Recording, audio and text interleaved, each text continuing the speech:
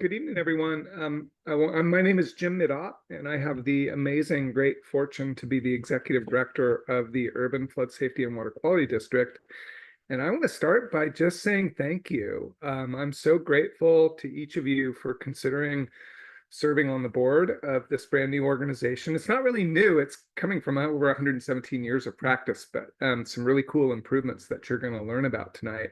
And I've been in public service most of my career, and I just want to stress that this is one of the most exciting projects I've ever been able to work on because a problem emerged in our community, and all the right people got together and spent about 8 years working really hard.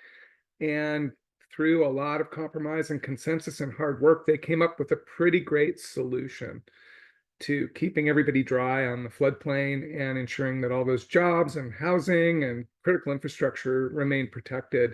And we've also done a great job by bringing in over $100 million from the federal government, by bringing in money from the state, and by finding a way to ensure that all of us who benefit in the greater Portland region are at least making a small contribution to the benefits that we receive. And I think one of the most fundamental changes that we've made is that in 1917, when the original districts that created the flood safety system were formed, there was a handful of farmers on the floodplain, and they alone contributed the resources to make the flood safety system work. And so it made a lot of sense back in 1917 to establish a governance system that was based on landowners and landowners voting for board members based on the number of acres that they owned. I think we could all agree that the floodplain has changed a lot and there's a lot more people. And while that was a really awesome system and it has served us incredibly well, and we owe a huge debt of gratitude to all those board members on the 4 districts that have been around for 117 years for creating such a strong foundation. But today, we now know that everyone who benefits and pays for this thing ought to have a chance to have a say in who runs it. And so I'm really excited that we have people interested in this new board and that there's an opportunity for all the voters to have a say, and that we have a handful of people who are really interested in serving. So I'm super excited. We are really well positioned to demonstrate to the community that we can come together, we can be transparent, we can make good use of public resources, and we can do it in a way that's representative. And I don't know about you guys, I'm worried about our country for a lot of really important reasons. And I think all of us have an opportunity to step up and remind us that we can come together, we can make hard decisions, we can raise money to do the things that make our community better. So with that, it's a really super exciting opportunity, and you have an amazing group of people who staff this thing who are just so excited to get some new board members to help us really lead this agency into the future. And Colin Rowan, who's our Director of Planning and Public Affairs, is going to talk a little bit more about the district and what we're doing and some of the new obligations we have to the community, and help you understand kind of what it's like to focus on the priorities that we have over the next year or so. And then Wendy's going to tell you a lot about what a board member needs to do and some of the opportunities and obligations that you would have as a board member. And then we're going to have somebody talk to you. Jasmine from the Soil and Water Conservation District is going to talk a little bit about what it's like to run for office for something like this. And then we'll have lots of time for your questions. And for any reason, if something occurs to you later, or we run out of time, or you get tired and want to get off this call, call us later and we'll answer your questions. So again, my intense gratitude for your interest in serving the public through the board of directors of the Urban Flood Safety and Water Quality District. It's my honor to serve as executive director, and I'm going to turn it over to Colin Rowan, my awesome colleague who leads our planning and public affairs department, to tell you a little bit more. Thanks, Jim. And I want to reiterate what Jim said, thanking you all for your interest in this. It is a really important role as policymakers for the work that we have before us. I want to give a short introduction to the district, an overview of its creation and physically, geographically, what it is and what it protects. So if you can go to the next slide, please. So an overview of the flood safety system. This is 27 miles of federally authorized levees. So we work with the Army Corps of Engineers, to maintain and operate the system. Just to give you a little sense of scale of what these levees look like if you aren't very familiar with it. The levees in general are about 200 feet wide. That's a Portland City block. And most of them are about 30 to 40 feet high. So they really are pretty substantial pieces of infrastructure. They're hidden in plain sight. You know, you're driving on top of Marine Drive, you're driving on top of a levee, and they provide a really critical flood safety role through every spring during the melt, the freshet, and then especially during high water. We also operate 12 pump stations and 45 miles of conveyance ways. That includes the braided system of the slough, as well as a number of ditches and canals throughout the system. The pump stations aren't sort of your standard ones that you might see in a neighborhood for moving your sewer flow along. Some of these pumps can fill an Olympic-sized pool in about a minute and a half. So they move an immense amount of water through the system. The district overall is a lot larger. It is all of Multnomah County within the urban growth boundary. And then the managed floodplain, the area behind the levee, is really what is the active part of the system. So Wendy, if you could go to the next slide, just want to highlight some of the things that this system keeps safe. So there's about 8,000 residents that live mostly in the East Columbia neighborhood, the Bridgeton neighborhood, and then the Interlochen and Fairview Lake neighborhoods out in Fairview. There's also a large number of overnight population, both incarcerated in some of the correctional facilities, in hotels, and houseless population, and they all rely on the flood safety system. We also have, of course, the sort of biggest use behind the levee system is it is sort of an industrial and commercial sanctuary. There's nearly 60,000 jobs, so that's about 15% of the total jobs in the region. But I think what's really important is it's 50% of the industrial, commercial, or industrial and warehousing jobs. These are really critical family wage jobs that offer on-site training, and so they're so important for job skill training and access to more livable future for a lot of families. 3 major highways, an immense amount of activity in the businesses behind the levee, and a lot of it's is circulating around Portland International Airport. There's also the Troutdale Airport in the eastern part of the section. And then I think one thing that is really important that we really value, both from a flood safety and storage perspective, but also in just the diversity of uses in this area, is that there's about 2,000 acres of parks and natural spaces, a lot of quiet areas that are throughout this area, linear parks, as well as a number of recreational trails. So all of it comes together to be a really important part of our regional economy. And it's about the size of the city of Beaverton, if you want sort of a comparison. Wendy, can you go to the next page, please?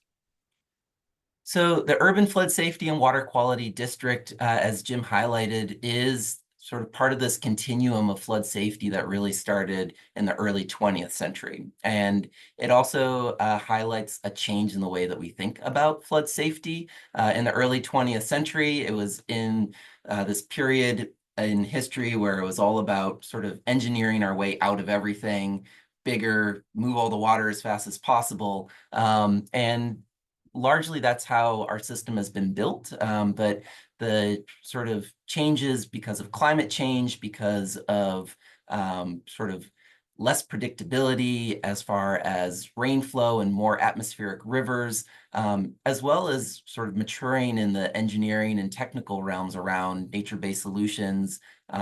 There was this moment in the starting in about 2015, when a group came together to solve this problem about how are we going to govern ourselves into the future? What's the next century of flood safety look like? It was precipitated by these huge challenges about recertifying our levee system and making these huge investments that were needed. But it it opened and set the table for having broader conversations about how can we do that in a more modern way. And so in 2019, the Legislative Assembly created the Urban Flood Safety Water Quality District. If you want to get into the details, and I think it is on the board position website page, ORS 550 has all the details. It's the enabling legislation, the statutory requirements that need to be followed. And that started in 2019, and we have been working with an initial board of directors to really set up the structure of what the system is. They needed to reach a sustainable operating revenue. They needed to set up some of the pieces that were needed for July 1st to be able to dissolve the 4 legacy drainage districts and just operationalize the Urban Flood Safety Water Quality District.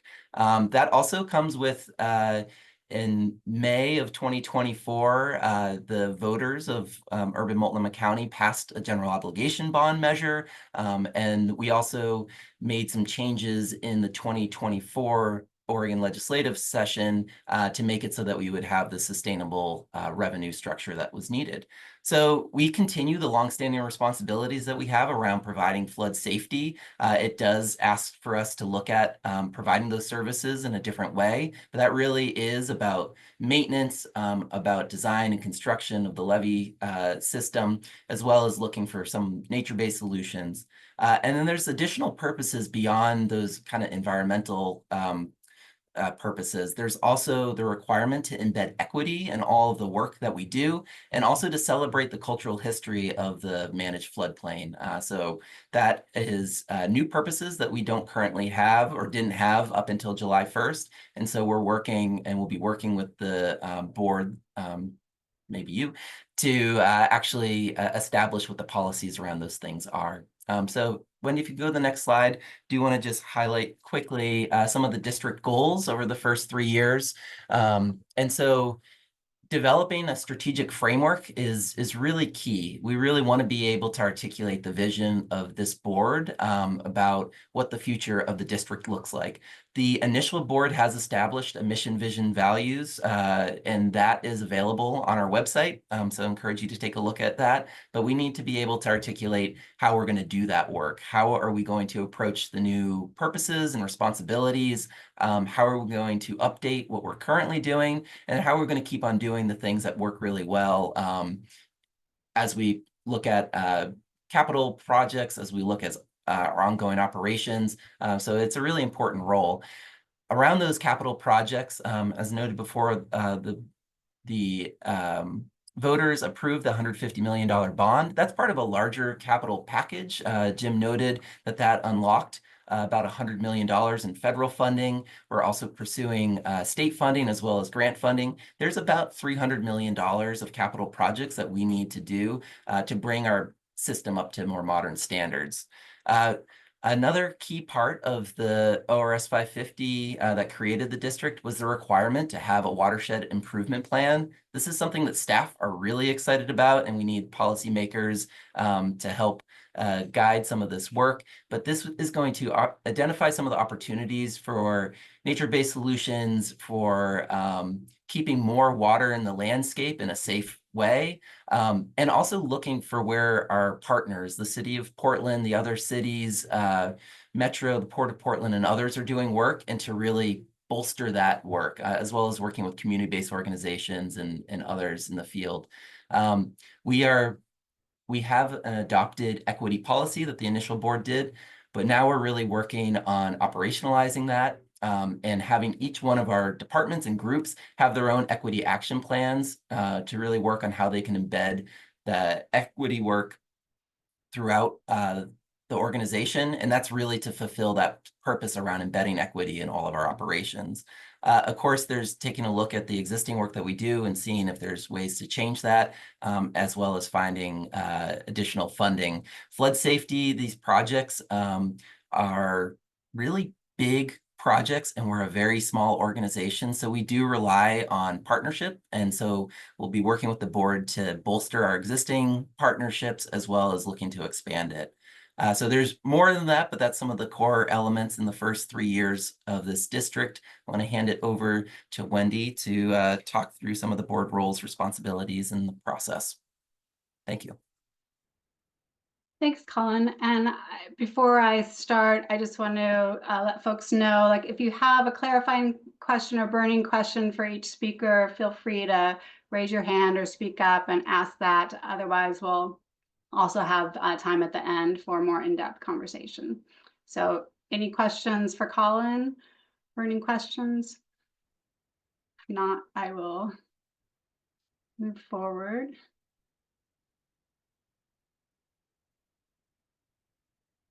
Yeah, so I am the board coordinator. I've been with the district for about 2.5 years, and I have the opportunity. I used to manage 7 different boards, and now we'll be transitioning to just 1 to manage. So yay, makes my job easier.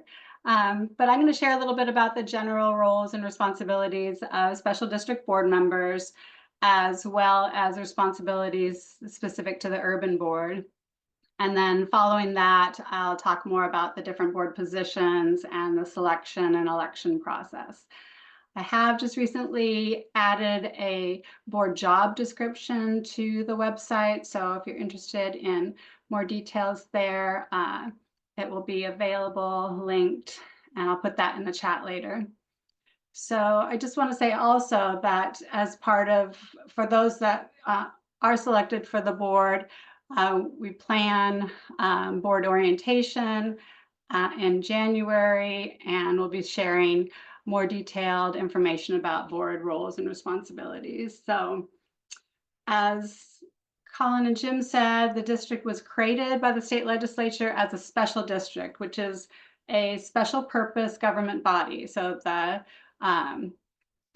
whether you're appointed or elected, you are subject to state public meeting laws, state and county budget law, and our board members are public officials subject to the public ethics law and that public meetings law. So just in general, the main role for the board is to set the strategic direction for the district and leaving implementation to staff. We expect all board members to get oriented, to understand the organization and its policies. And that doesn't mean you need to be an expert before as you're applying or running for office. So we are committed to training board members. We'll be doing a series of informational sessions. We'll be doing also tours of the district and presentations on fiscal policies and budgeting. There is a new state law requiring all public officials to receive training in public meeting law. But there's a lot of opportunities. So we're members of the Special District Association of Oregon, which offers trainings and conferences. So there is a lot of opportunities to get oriented as the district begins. I will say though that we put some time estimates up on the board of maybe 6 to 10 hours a month. I just want to say that as we begin these major capital projects and new mandates, I just estimate that you'll be spending a little extra time familiarizing yourself with our programs, and we may have some additional trainings for you. So all that under get oriented, lots for us to do there. Then, of course, be present, prepared, and informed for every meeting. That means reading the packet that I send out a week in advance of information for the agenda. Being respectful to other board members, staff, and the organization. And represent board positions and board actions, not your own opinion after a collective decision is made. And this really speaks to the power of the board collectively. So district board members have no individual powers separate from that powers of the board. So that means members don't act individually without the delegation of authority from the board. And then finally, we expect board members to adhere to the highest ethical standards, as does your staff, including following state ethics law and the district's statutory mandate to promote equity and social justice in all aspects of its operations. So lots of that. So where are we? So today was the first day for electoral candidates to file. And the last day for you to do so is 5 p.m. August 27th. So you've got a little bit of time. The voters pamphlet deadline is August 29th. And prospective appointees must complete the governor's online form by September 13th. So I just really encourage all of you to not wait for the deadline, to take these steps. It will allow county elections staff to resolve any questions they may have about your qualifications, and allow the governor's office as well to gather that information. So November 5th is election day, and the governor will be making appointments about the same time. So then we anticipate January 2025 swearing in our first meeting. So what are the opportunities? So we have 9 positions. All 9 of them are nonpartisan, and all 9 are elected at large, which means all voters in the district, which is most of Multnomah County, will vote for each of those 5 positions, elected positions. There's no sub-districts. So, and candidates must choose the position they are applying for. So to prevent everyone from running from the same seat, I'm encouraging you to check with the county elections, which maintains a web page with information about who is filed. And it will be updated as filings come in. I'll share that link later in the presentation as well. So what do we have? So position number 1 is district at large, which means in addition to needing to be a registered voter, you need to live within the district. And then positions 2 through 5 need to have some sort of tie to the managed floodplain. And we'll go over those details in a subsequent slide. So then in addition, we mentioned the 4 appointed positions. Position 6, director with experience or expertise or interest in flood safety. 7 is expertise or interest in environmental conservation. Position 8 is expertise or interest in environmental justice. And the final position 9 will be recommended by the Port of Portland. Let's see, and I have just recently received the link to the governor's application for the appointed positions, and I will be posting that link on our website tomorrow. Just to say a little bit about that application process, it's going to ask you about your history, your biographical information, along with questions such as why you're interested in the position. It has questions related to diversity, equity, and inclusion. And then it also asks for you to share demographic information, and it asks you whether you've had any legal, financial, or regulatory disciplinary action you may have in your history. So all of that will be available online as well. Let's see. So going on, so those positions, those 4 positions that need to have ties to the managed floodplain have all of them need to be registered voters. So as I mentioned before, position 1 requires you that you live within the district, and there's no additional verification for that. The county will check the address you submit and verify it against your voter records. But for these positions 2 through 4, there's some additional requirements, and I've created a form to help you demonstrate to the county your qualifications to run. So this is like choose one. You don't have to do all 3. You either have to reside within the managed floodplain or own property in the floodplain, or the final option is you can be a designated representative of a business or organization with property in the managed floodplain. So let's see, and I'll go over that form to help you fill that out in a future slide. Let's see. Yeah, so we have a lot of resources for you. Excuse me. First, this is super fun. There is I'm going to try and find the link. We have a map of the district. And when you first open this link, it's going to look like this. Lots of pretty colors. So there's some detailed information, but what you want to do first is go up to the top right and uncheck voting districts. And then next you want to come down here and expand this, and you can choose the urban district. So this is a map. The pink area or orange area is the map of the entire districts. And then the purple, you can check or uncheck, is the managed floodplain. So if you're interested in knowing whether a specific address, where that lies, you can go up to this little hidden magnifying glass and click on it and type in an address. So for example, I'll do our office. Oops. You can't type.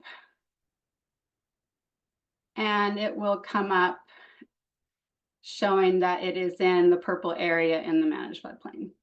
So that's a resource. I can help you navigate that if it's confusing. The next one is that form that I mentioned I had created. And this is an optional form, but the intent of it is for you to print it out and file it with the county. And it just goes through and asks you the addresses. It asks you which of those qualifications you are using in order to qualify for one of those seats. And then under number 5, it lists the requirements or the suggested things you should include in that letter if you are going to be representing a business or an organization. So it details that. Let's see. So then the county has also created this great candidate guide. It's very comprehensive. I can be a resource about the district and the different seats, but the county is really your resource for the electoral process. And then here is that web page that I mentioned that will have the updated information about the who's filed. So let's see, I think that is all I have for the time being. That was a lot of information to throw out at you. So as Jim said, you can ask questions tonight, or I'm also available later on. And so We drink from pump stations, not fire hoses. So it's all. Yeah, it seems complicated, but I can walk you through it too if you have any further questions. But I would like to introduce Jasmine Zimmer-Stuckey, the chair of the East Multnomah Soil and Water Conservation District Board of Directors. Great. And Jasmine's going to tell us a little bit more about her experience. Thanks, Wendy and Colin and Jim. And I mean, thank you all for spending your evening with the district to learn more about public service. I think my role here is to hopefully demystify the process and maybe some anxieties around running for public office. So I, as Wendy said, I'm the board chair at the East Multnomah Soil and Water Conservation District. I have an at-large 2 position. So that map of sort of like whether you're at-large or zone or whatnot really is something that a lot of special districts use to, for their candidates. I was elected in 2020 and I'm serving in my 2nd term. So I've been through this process twice. I've run opposed and I've run unopposed. So let's see here. I think I just want to start by kind of how I decided to run. I came from kind of a background of kind of climate activism and was sort of looking for a way to do that differently. And a colleague of mine who was a former board member of the East Multnomah Soil and Water Conservation District contacted me and said, I think this is a good fit for you. And I looked into it and found that, healthy soil, healthy water really does align well with my climate priorities. So that sort of helped me become more interested. But I knew that board service is a big commitment. I know actually Peter has been a board member when I worked at a different organization. He was our board president at one point. So I know how much time and energy these things can take. So before I decided to run, I spent a few months, and you all maybe don't have a few months, but I think you can kind of condense it, reading past meeting minutes, reading those founding documents, like those ORS, understanding those statutes. I spent time reviewing other founding documents, strategic plans, just to make sure that this is the right fit for me and could sustain my interest, because it is something that, is not something that you can easily walk away from if you decide it's not the right fit. Doing that extra homework is pretty important, and you're all doing that right now, so thank you. I also had the opportunity to attend a couple of meetings just to make sure that again, this was the right fit for me. So whatever you all can do that's along those lines, given that the district is new, maybe it's setting up a meeting with Jim and just chatting to make sure that you're fully aware of what this position entails and what the work entails. I highly recommend that. I didn't spend any money on my campaign. That's not common, or it isn't common to spend money on soil and water conservation district campaigns. No lawn signs, no billboards, no TV ads and whatnot. And I would venture to say that that's probably the case for you all as well, but for this district as well. So that means that getting your statement in the voters pamphlet is incredibly important. Reaching out to organizations like the League of Women Voters or other organizations that have their own kind of voter pamphlet statement, like profiles. Those are really highly utilized, I have found. Obviously, like, none of that is required, but I think it is nice to participate as much as you can in the democratic process, beyond just, filling out your paperwork at Multnomah County. It does sort of have a really great ripple effect. In one of the years that I ran for office, a Girl Scout troop was assigned kind of a civic duty project to read the voter pamphlet statement and to write letters to candidates explaining whether they would or would not vote for them. And I had the great pleasure one day of coming home to a mailbox, with a lovely postcard from, a Girl Scout, troop who had decided that they would vote for me if they could. So, little things like that, make these kinds of opportunities really special, and really worth it at the end of the day. And yeah, I would also I appreciate what Wendy mentioned about, the board kind of staying at that 10,000 foot level, making sure that, the organization stays, on track, but really letting the staff do the work. I've had people say like, oh, like you should start this XYZ project because you're on the board. And I was like, that's not my job. That's the staff's job, is to decide what to plant, which weeds to focus on, which stormwater projects to work on. I set the goals. I help set the goals with the board. And it can sometimes be challenging as kind of a go-getter, hands-on person to step back, but it's also really wonderful to be able to stay at that high level and to make those big picture decisions and to understand how, a budget decision made 3-4 years ago makes change 10 years down the road possible. So always keeping that kind of big picture vision in mind is something that I find really rewarding and sometimes challenging, honestly, to be on the board, but it's a great exercise.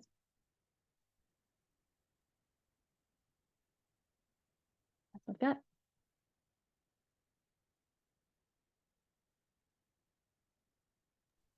It's easy and fun. Mhm. I think this is the chance now for you guys to ask us questions.